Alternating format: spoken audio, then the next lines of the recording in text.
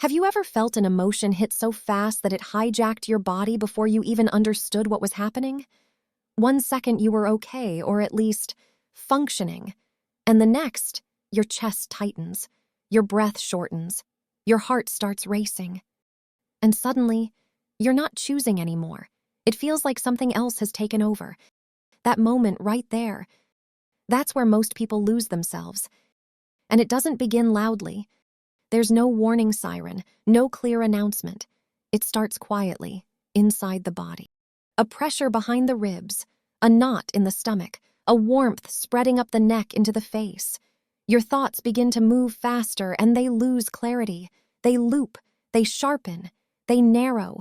You feel urgency, a sense that something must be done now. There's pressure, internal noise, a pulling sensation toward action, and before you can slow it down, you react. Maybe you snap at someone you care about.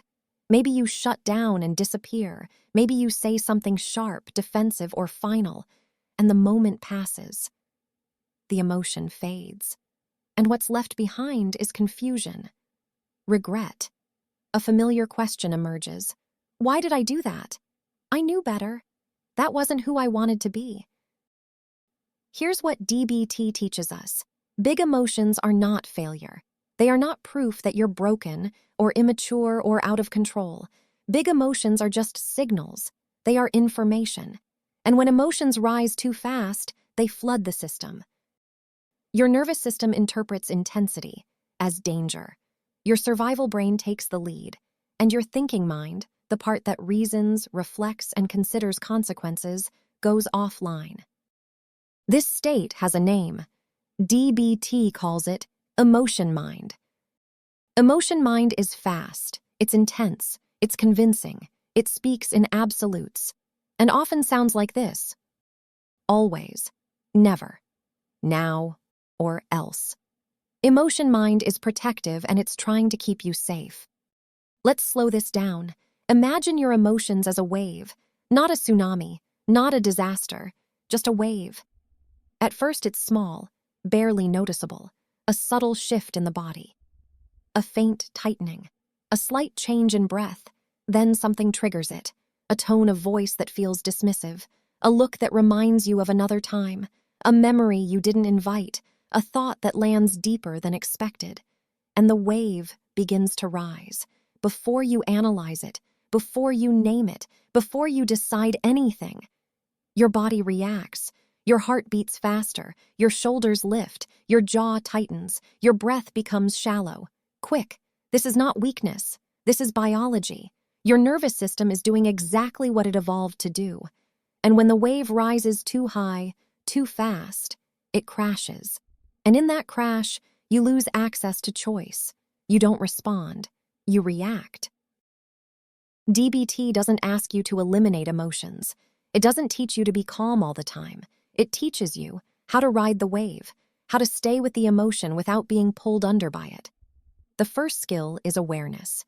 Not judgment, not analysis, not fixing, just noticing, gently, clearly. You say to yourself, this is anger. This is fear. This is sadness. Not, I am angry. Not, something is wrong with me. Just, this is happening right now. That small shift matters, because naming the emotion creates space. It slows the wave. It brings your thinking mind back online, even a little. And awareness alone is not always enough. Because this reaction is happening in the body, and you can't think your way out of a body-based response. Your nervous system needs evidence, proof, signals that say, I'm safe right now. This is where distress tolerance comes in. Cold water on your face, activating the dive reflex, feet pressing firmly into the floor, reminding your body where you are. A slow exhale that lasts longer than the inhale, telling your heart it can slow down. These are not distractions, they are communication. They speak directly to the nervous system. They say, the danger has passed. You don't have to act. And as the body settles, something begins to return. Choice. Choice is powerful Because when you have choice, you are no longer trapped inside the emotion. You can feel it without obeying it. And this brings us to one of the hardest DBT skills, opposite action. Every emotion comes with an urge. Anger urges attack. Fear urges avoidance. Shame urges disappearance. Opposite action asks you to pause and ask a different question. What action would actually help me in the long run? Not what feels justified. Not what relieves the intensity fastest. What helps long term? Sometimes that means lowering your voice when everything in you wants to yell. Sometimes it means staying present when your body is screaming to escape. Sometimes it means doing nothing at all and letting the emotion move through without interference. Because emotions, no matter how intense, they are temporary. They rise, they peak, they fall, every time. The goal is not control, the goal is space. Space between the feeling and the action. That space is where wisdom lives. DBT calls this wise mind. Wise mind is not cold logic, and it's not emotional overwhelm. It's the meeting point, where emotion and reason exist together, where you can say, I feel this strongly, and I don't have to act on it immediately. That sentence alone changes lives. With practice, you begin to recognize the early signs, the tightening in your chest, the speeding thoughts, the familiar urge to react. And instead of being swept away, you pause, you breathe, you ground, you choose. Not perfectly, not every time, and more often than before, and that matters. This work is not about being calm forever. It's about becoming capable when things are not calm. It's about trusting that you can feel deeply and still act wisely. And every time you choose skill over impulse, you strengthen that ability.